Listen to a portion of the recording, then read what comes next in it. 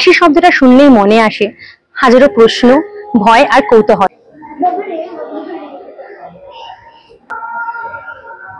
British শাসিত ভারতবর্ষে সাধারণ সংগ্রামীরা ও সশস্ত্র বিপ্লবীদের মধ্যে অনেকেই এখানে সারা জীবনটা কাটিয়েছে, এমনকি ফাঁসিও হয়েছে। দেশমাতৃকার এই বীর সংগ্রামীরা গেয়ে গেছে তাদের জয়গান। মৃত্যু দিয়ে লিখে গেছে আমাদের দেশের স্বাধীনতা সংগ্রাম। চলুন গর্বের সাথে আর শ্রদ্ধার সাথে স্মরণ করি এই নামগুলো। প্রাচীন আলিপুর জেলের কথা ভাবলে এক শ্বাসরোধী কষ্ট গ্রাস করে। কত দীর্ঘশ্বাস, কত শোকের সাক্ষী এই দেওয়ালগুলি। প্রবেশ করলে মনে হয় যেন তার আনাচে কানাচে বিরাজ করছে বিষণ্ণতা। সামনে দেখতে পাচ্ছ আলিপুর মিউজিয়াম। 1906 সালে আদিগঙ্গার পাড়ে তৈরি হয়েছিল এই আলিপুর জেল। পরবর্তীকালে যা সংশোধনাগারে পরিণত হয়। 2019 সালের 2রা ফেব্রুয়ারি এই আলিপুর জেল সম্পূর্ণরূপে বন্ধ হয়ে যায় এবং পরিণত হয় পরবর্তীকালে মিউজিয়ামে। এবং বন্দীদের পরবর্তীকালে ঠিকানা হয় বারুইপুর এবং প্রেসিডেন্সি জেল। 75 বছরে স্বাধীনতা দিবস উপলক্ষে তৈরি হয়েছিল আমাদের এই মিউজিয়াম, মানে আলিপুর জেল পরিণত হয়েছিল আলিপুর মিউজিয়ামে। আলিপুর জেল মিউজিয়ামে যাওয়ার বেস্ট রুট যে কোনো মেট্রো স্টেশন থেকে পৌঁছে যেতে হবে যতীন দাস পার্ক মেট্রো স্টেশনে। তারপর সেখান থেকে বাস বা অটো করে পৌঁছে যাবে জেল মিউজিয়ামে। আমার যেহেতু ছোট্ট বেবি আছে, তো সেই ক্ষেত্রে আমি মেট্রোটাকে প্রেফার করি, একদম শান্তির জার্নি। পাচ্ছ সামনে Jatin Das park metro station. এখান থেকে আলিপুর জেল মিউজিয়াম একদমই কাছে। তোমরা চাইলে এখান থেকে কিন্তু অটোতেও যেতে পারো অথবা বাসও আছে, খুব সহজে এখান থেকে পৌঁছে যেতে। আর একটু এগিয়ে গেলেই হাজরা মোড়, ওখান থেকে তোমরা হেঁটেও যেতে পারো, 10 থেকে 12 মিনিট সময় লাগবে। আর না হলে তোমরা অটো করতে পারো, আমরা যেমন অটো করেছিলাম, তো 10 টাকা করে নিল পার হেড, 5 মিনিট সময় লাগলো। হাওড়া অথবা শিয়ালদা স্টেশন থেকে আসলে বাইরে প্রচুর বাস পাওয়া যায়, সেখান থেকে চলে আসতে হবে হাজরা মোড়ে, তারপরে নিয়ে নিতে হবে বাস অথবা অটো, তারপর সোজা পৌঁছে যেতে হবে মিউজিয়ামে। বন্ধুরা, আমরা এখান থেকে প্রবেশ করলাম আলিপুর মিউজিয়ামে, মানে জেল মিউজিয়ামে। তো দেখতে পাচ্ছ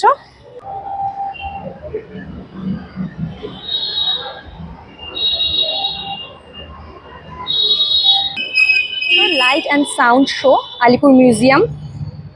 কোন ডেতে কখন হয় এবং কি ল্যাঙ্গুয়েজ ইউজ হয় সেগুলো তোমরা দেখে নিতে পারো, সেই বুঝে তোমরা আসতে পারো।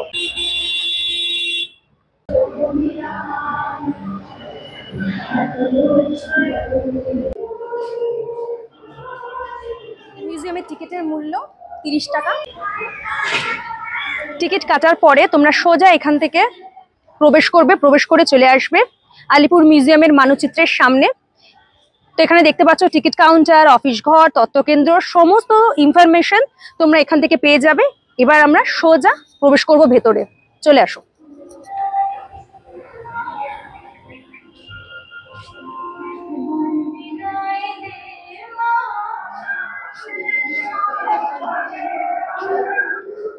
ইন্দ্রনাথ বন্দ্যোপাধ্যায় কানাইলাল দত্তকে নিয়ে লিখেছিলেন, দাপুটে কানাই ছিল নন্দির নন্দন, কলিতে তাঁতির কুলে দিলা দর্শন, তাহারে ঝুলিয়া ছিল অক্রূর গোসাই, গোসাইকে কানাই দিল বৃন্দাবনে ঠাই, গোসাই হলো গুলিখোর, কানাই দিল ফাঁসি, কোন চোখে বা কাঁদি বলো, কোন চোখে বা হাসি।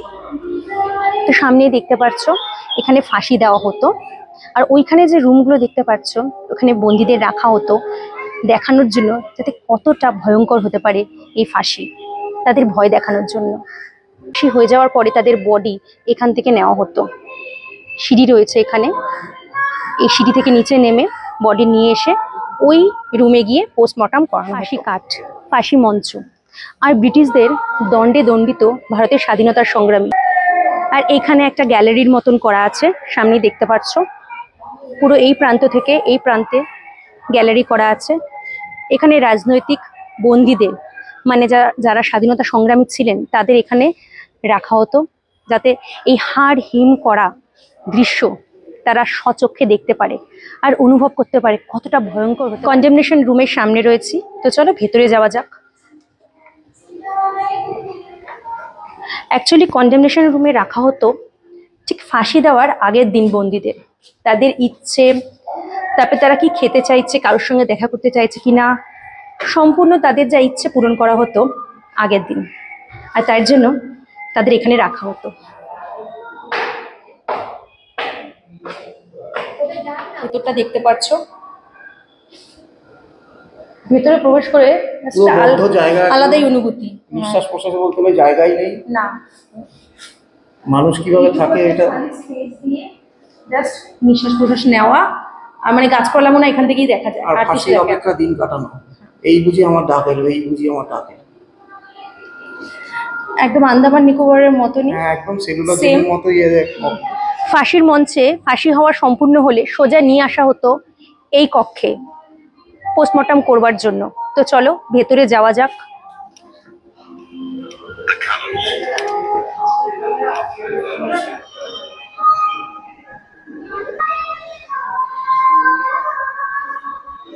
ফাঁসি দেওয়ার পরে ডেড বডি নিয়ে আসা হতো এই রুমে। এই রুমে নিয়ে এসে এই বেডের মধ্যেই শোয়ানো হতো। আর তাদের যদি মৃত্যু নিশ্চিত না হতো, এক ভয়ঙ্কর জিনিস করা হতো, হাতের শিরা আর পায়ের শিরা কেটে দেওয়া হতো, যাতে করে তাদের মৃত্যু নিশ্চিত হয়।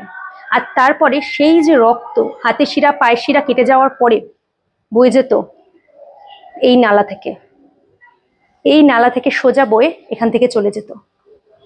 কতটা ভয়ঙ্কর হতে পারে শাস্তি, সেটা এই জিনিসগুলো মানে চোখের সামনে না দেখলে হয়তো বিশ্বাস করা যায় না। আর এই যে হাতের শিরা পায়ের শিরা কেটে দেওয়ার পরে হাত রক্তে লাল হয়ে যেত, সেই লাল হওয়া হাত ধুতো এই বেসিনেই।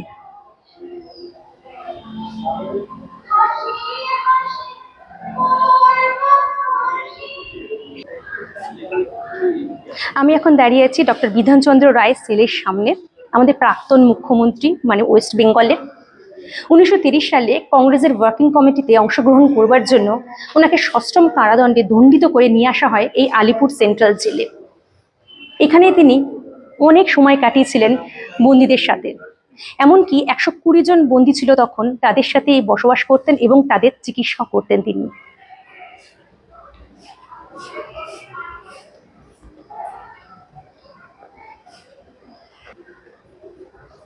আর এই বিল্ডিংয়ের ওপরেই রয়েছে নেতাজি সুভাষচন্দ্র বোস ও তার রাজনৈতিক গুরু চিত্তরঞ্জন দাসের কক্ষ। 1930 সালে আইন অমান্য আন্দোলনের সময় তাকে গ্রেপ্তার করা হয়। এমনকি তিনি এখানে থেকেই কলকাতা কর্পোরেশনের ইলেকশনে জয়লাভ করেছিলেন এবং মেয়র হিসেবে নির্বাচিত হয়েছিলেন। কলকাতা পুরসভার প্রথম মেয়র আর নেতাজি সুভাষচন্দ্র বোসের রাজনৈতিক গুরু। তারই কক্ষের সামনে আমরা এখন দাঁড়িয়ে আছি।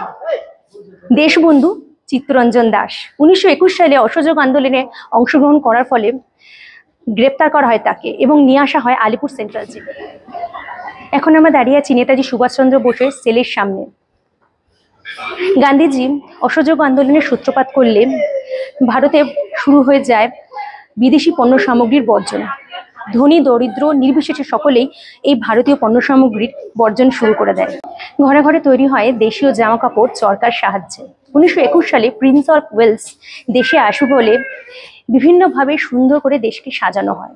তবে এই জাঁকজমকপূর্ণ সুন্দর করে সাজানো দেশ থেকে নিজেকে কিন্তু অনেকটা দূরে সরিয়ে রেখেছিল নেতাজি সুভাষচন্দ্র বোস।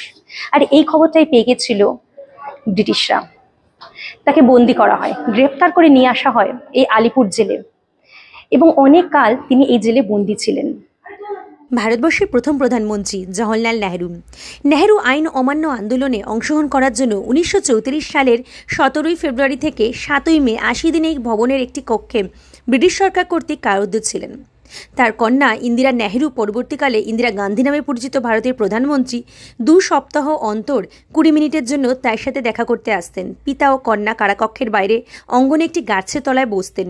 কক্ষে ছিল একটি মাত্র জানলা এবং ন্যূনতম প্রয়োজনীয় জিনিস লণ্ঠন, কাগজ, কলম ও বিছানার চাদর রাখা থাকত। সব মিলিয়ে বলা যায় পরিবেশ ছিল অস্বস্তিকর ও বেঁচে থাকার জন্য অপর্যাপ্ত। যাওয়া যাক প্রিজন লাইফ ইন দ্য আন্দামানস, দ্বীপান্তরের বন্দি জীবন। ব্রিটিশ নির্মিত এই ওয়াচ টাওয়ার আলিপুর জেলের ঠিক মধ্যেখানে ছিল, যাতে করে ব্রিটিশরা চারিদিকে ভালো করে তদারকি করতে পারে।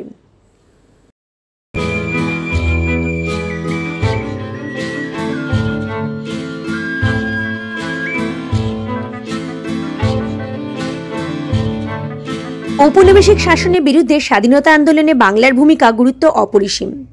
জাতীয়তাবাদী শক্তিশালী ঐতিহ্য ও বৌদ্ধিক উৎকর্ষের জন্য বাংলা বরাবরই খ্যাত ছিল। এই উভয় ধারাই স্বাধীনতা সংগ্রামে ইন্ধন জুগিয়েছিল। বাংলার বহু স্বাধীনতা সংগ্রামী যেমন বারীন্দ্র কুমার ঘোষ, হেমচন্দ্র কানুনগো বা উল্লাসকর দত্তের মতো মহিয়ান মুক্তিযোদ্ধা সেলুলার জেলে বন্দী ছিলেন। এই নির্ভীক ব্যক্তিত্বেরা ব্রিটিশদের কাছ থেকে অকল্পনীয় কষ্ট ও নৃশংসতম অত্যাচার সহ্য করেছিলেন।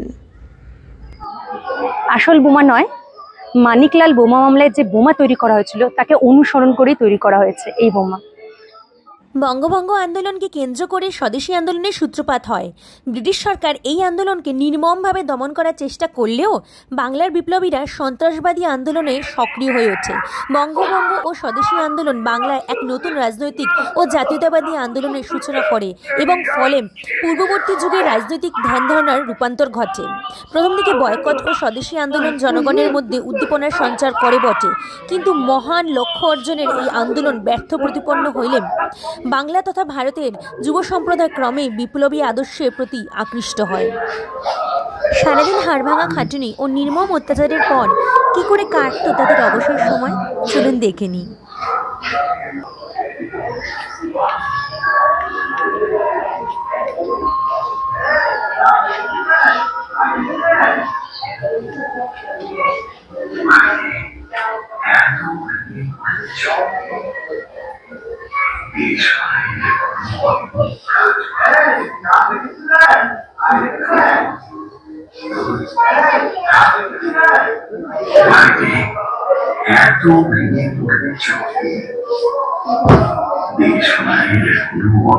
কাজ বাকি মুক্ত তোর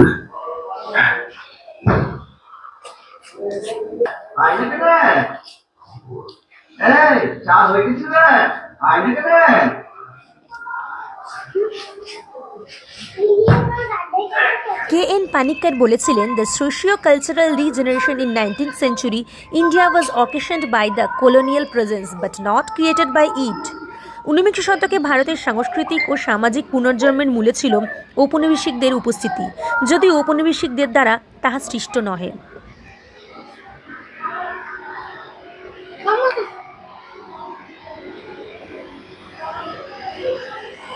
ভারতের মধ্যযুগীয় সংস্কৃতির প্রধান বৈশিষ্ট্য ছিল চিরাচরিত প্রথা, ঐতিহ্য ও কুসংস্কারের প্রতি অন্ধবিশ্বাস। কিন্তু পাশ্চাত্যের সংস্পর্শে আসিবার ফলে ভারতবাসীর মধ্যযুগীয় ধ্যান ধারণা ও রীতিনীতির রূপান্তর ঘটে। জীবনের প্রতিটা ক্ষেত্রে ভারতবাসীকে এক নতুন প্রগতিমূলক সভ্যতা ও সংস্কৃতির সহিত প্রতিদ্বন্দ্বিতায় অবতীর্ণ হইতে হয়। এই আর্ট গ্যালারির মধ্যে বিপ্লবী সম্পর্কিত নানান ধরনের আমার মধ্যে কোন বিপ্লবীকে দেখা যায়? মাদাম ভিকাজি কামা মহিলা বানিয়েছে, এটাই আমি কৃতজ্ঞ। দারুণ পার্সনকে বানিয়েছে, গুড পার্সোনালিটি। মাদাম ভিকাজি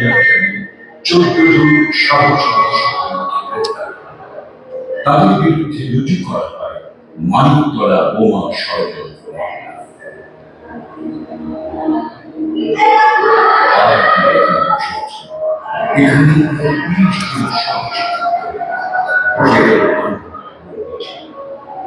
বিপ্লবীরা কারাগারে এবং বোমা তৈরির উপকরণ কারাগারে পাঠানোর প্রস্তুতি নেন।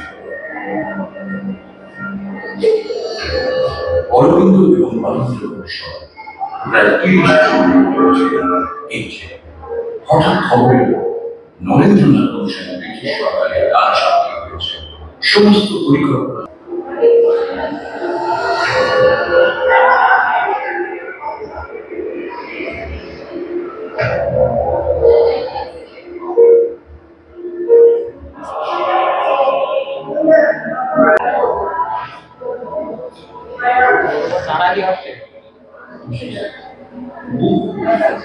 करतार सिंह सरवा शहीद 16 नवंबर ম্যাচ। মিউজিয়ামের এই পার্টে তোমরা পেয়ে যাবে নানান ধরনের পয়সা, যেগুলো সাধারণত এখন আর চলে না আর কেউ ইউজও করে না, যদি কেউ না ঠিকঠাক মতন গুছিয়ে রেখে দিয়েছে।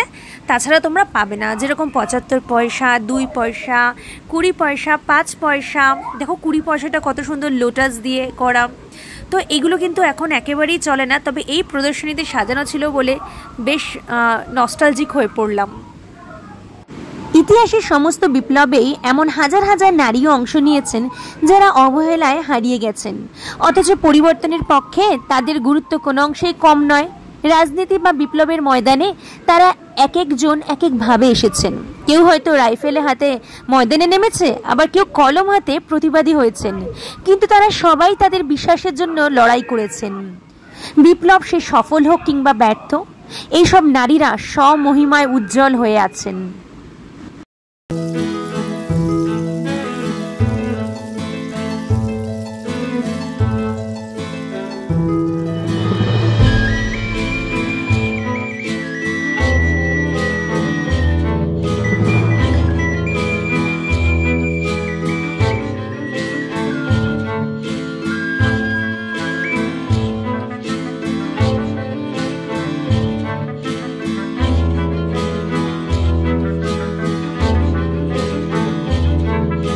একটি গতিশীল কর্মকাণ্ড যা সরকার কিংবা সামাজিক কোনো নিয়মের বিরুদ্ধে দাঁড়িয়ে পরিবর্তনের পক্ষে কথা বলে, এবং একজন বিপ্লবী সে যে বিপ্লবে প্রত্যক্ষ বা পরোক্ষভাবে অংশ নেয়, পরিবর্তনে যার গভীর প্রভাব বা ভূমিকা থাকে, তিনি তো একজন বিপ্লবী। সামনে দেখতে পাচ্ছ ফুড জোন, তোমরা এখানে চা কফি খেয়ে কিছুক্ষণের জন্য রেস্টও করে নিতে পারো। এত বড় মিউজিয়াম ঘুরতে ঘুরতে প্রায় বিকেল হয়ে গেল। চারিদিকে কত সুন্দর আলো জ্বলে উঠেছে, তবে এই আলো কি সেদিনও জ্বলতো? যাই হোক, এই প্রশ্নটা প্রশ্নই থাকুক। তোমরা কিন্তু আসলে অবশ্যই হাতে সময় নিয়ে এসো, মিনিমাম 3 ঘন্টা। এত বড় মিউজিয়াম ঘুরতে ঘুরতে সময় লেগে যাবে।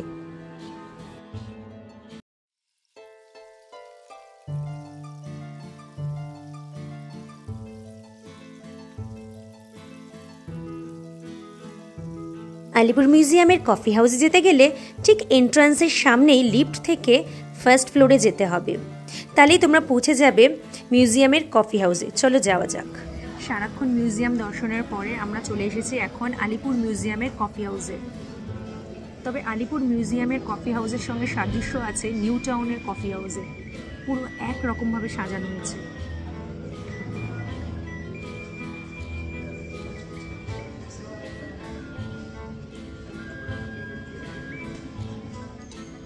কফি হাউসে যেহেতু এসেছি, কফি তো খেতেই হবে, তবে বাইরে এত গরম তাই নিয়ে নিয়েছি কোল্ড কফি। তো ট্রাই করে দেখি এখানকার খাবার কীরকম।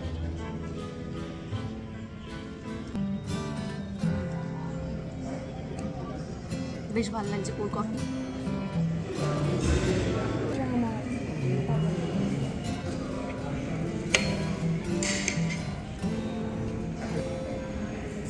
কেমন খেতে ফিশ কবিরাজি? খুব ভালো খেতে, গরম গরম আর বেশ ভালো লাগছে। তো তার সঙ্গে নিয়ে নিচ্ছি আমরা মিক্সড চাউমিন। গরম গরম না?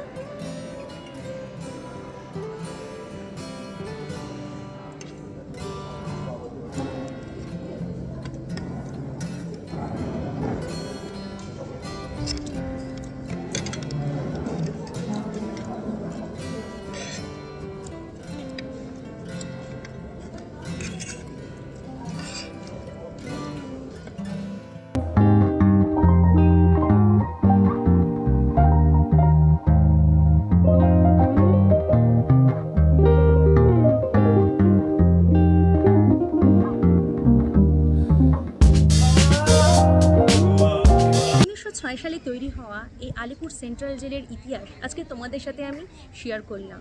এখন এই জেল পরিণত হয়েছে মিউজিয়ামে। এই হাড় হিম করা ইতিহাস সত্যি বর্ণনা করা যায় না। কি অত্যাচার, কি নির্মম অত্যাচার। কেমন লাগলো তোমাদের এই আমার সমস্ত ইনফরমেশন? আমাকে অবশ্যই জানিও কিন্তু। আর কি করতে হবে মাম্মা? সাবস্ক্রাইব করতে হবে, লাইক করতে হবে, লাইক করতে হবে, আর শেয়ার করতে হবে বন্ধুদের সাথে। কেমন লাগলো ইনফরমেশনগুলো আমাকে জানাতে হবে। আমি চলে আসবো আবার কোনো নতুন ভিডিও নিয়ে। আর নতুন বন্ধুরা চ্যানেলকে সাবস্ক্রাইব করে নাও। এরকম অনেক ইনফরমেশন নিয়ে আমি চলে আসবো অন্য কোনো ভিডিওতে, অন্য কোনো ডেস্টিনেশন নিয়ে। তো চলো আবার দেখা হচ্ছে পরের ভিডিওতে। ততক্ষণ পর্যন্ত ভালো থেকো। টাটা বন্ধুরা, টাটা টাটা।